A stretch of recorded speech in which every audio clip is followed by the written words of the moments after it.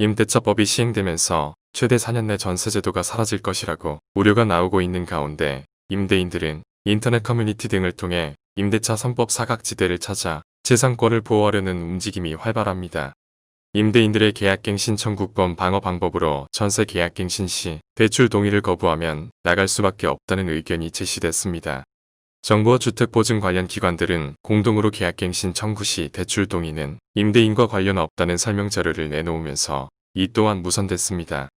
임대인들은 다른 방안을 모색 중이다. 일부는 신규 계약 시기가 도래하면 그때 조치를 취할 수밖에 없다는 의견도 나오고 있습니다. 이와 관련 김태년 더불어민주당 원내대표는 전월세 인상 없이 안정적인 삶을 영위할 수 있도록이라며 언제든 더 강력한 추가 대책을 준비하겠다고 말하기도 했습니다.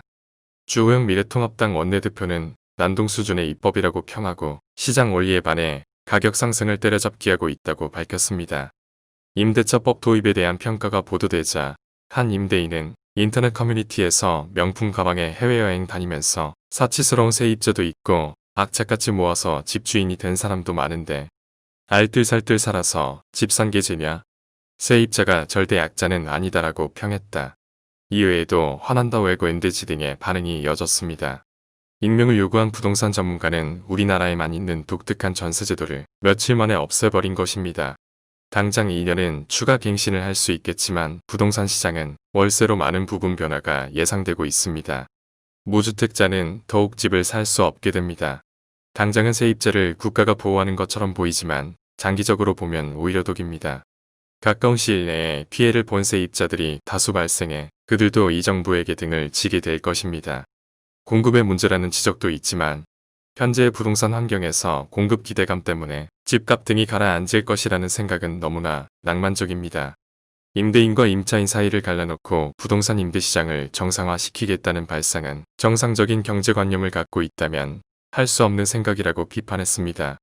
한 임대사업자는 뭐라 말할 수 없다. 참담하다. 피땀 눈물로 형성한 내 재산을 국가가 부정하고 있는데 정말 한 번도 경험하지 못해본 나라에 살고 있는 것을 실감하고 있다. 살고 있는 집과 임대하고 있는 집을 합쳐도 강남의 전셋값에 훨씬 못 미친다. 강남서 권리를 인정받는 세입자들과 현재의 내 처지를 생각하니 참 아이러니하다라고 말했습니다. 국토교통부는 31일 새로 도입된 임대차법과 관련한 제도 설명을 위해 홍보와 교육을 순차적으로 진행키로 했습니다.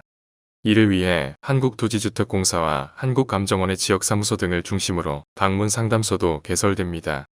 아울러 관련 기관에 콜센터를 설치키로 했습니다. 또 이와 관련한 분쟁 조정 기능도 강화키로 했습니다. 향후 50만 명 이상 거주 도시에는 최소 한곳 이상 분쟁조정위원회를 설치할 방침입니다.